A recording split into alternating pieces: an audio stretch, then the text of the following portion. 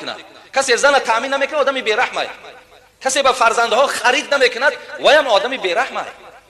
برای این آدم بیرحم کی شد خداوند به او رحم نمیکنه. شما جمله اونا نشین. شما تمام وجودتان تمام حسیتان در بالای زنهاتون حواله کنید. جانتون برای زناتون تین.